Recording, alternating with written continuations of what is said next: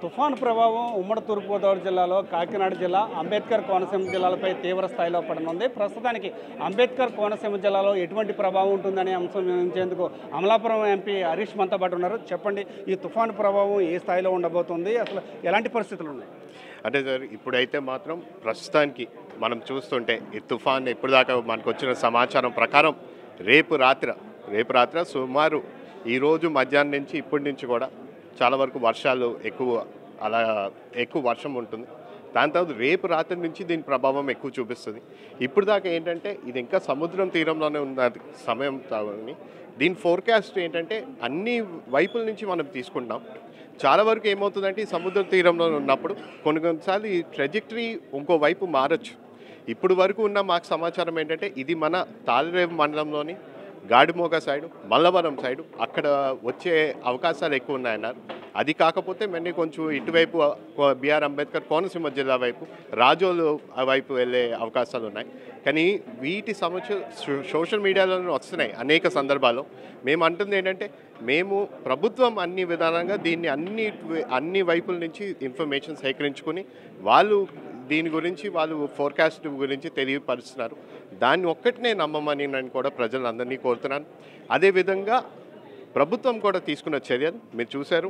ఏ విధంగా ఇప్పుడు మన కాకినాడ ఇన్ఛార్జ్ మినిస్టర్ గారు, అలాగే ఇక్కడ ఉన్న మన కలెక్టర్ గారు, స్పెషల్ ఆఫీసర్ గారు, అందరూ ఎస్పీ గారు అందరూ కూడా కలిసికట్టుగా పనిచేస్తూ ఇక్కడ ఉన్న స్థానిక ఎంపీ గారు, అలాగే ఎమ్మెల్యే రాజ్యసభ ఎంపీ గారు అందరూ కూడా కలిసికట్టుగా పనిచేస్తూ కోఆర్డినేషన్ చేసుకుంటూ ప్రజలు ఎవరెవరు ఎక్కడెక్కడ సమస్యలు వస్తున్నాయో అవన్నిటినీ కూడా పరిశీలించుకుంటూ, అదేవిధంగా ఇప్పుడు ఇక్కడ కావాల్సింది ఎందుకంటే ఎప్పుడన్నా తుఫాన్ వచ్చినప్పుడు మా అందరికీ ఒకే సమస్య పెద్ద సమస్య ఏంటంటే కరెంట్ స్తంభాలు ఇబ్బంది పడవచ్చు, కరెంట్ వైర్లు తెగిపోవచ్చు, రోడ్ల మీద రోడ్డు అసలు చెట్లు పడిపోయి అన్నీ కూలిపోయి వెళ్ళడానికి కూడా వీలు లేని పరిస్థితి.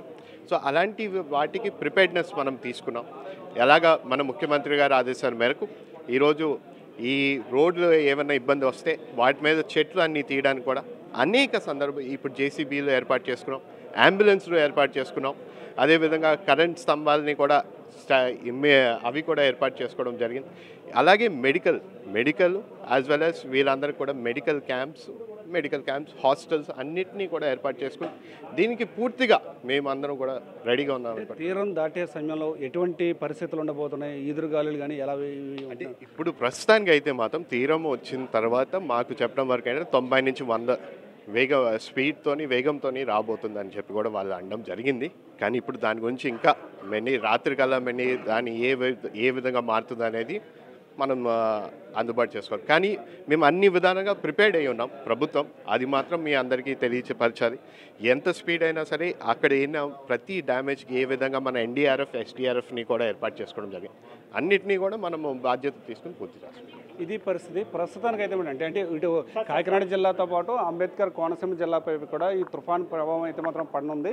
దీనికి సంబంధించి పూర్తి స్థాయిలో అధికార యంత్రాంగంతో పాటు అందరూ కూడా అప్రమత్తమైన ఎటువంటి పరిస్థితులైనా ఎదుర్కోవడానికి ఆ తుఫాను ప్రభావ స్థాయిని అంటే ప్రభావం ద్వారా వచ్చే నష్టాన్ని తగ్గించేందుకు అధికార యంత్రాంగంతో పాటు రాజకీయ నాయకులు అందరూ కూడా రెడీగా ఉన్నాము. దాన్ని తగ్గించేందుకు వాళ్ళకి సహాయ చర్యలు అందించేందుకు అన్ని పరిస్థితులను ఎదుర్కొనేందుకైతే సిద్ధంగా ఉన్నామని చెప్పి ఎంపీ హరీష్ అయితే చెప్తున్నారు. ఇది ఇక్కడ పరిస్థితి. కెమెరా పర్సన్ చైతన్యతో సతీష్, 10 టీవీ, అమలాపురం నుండి.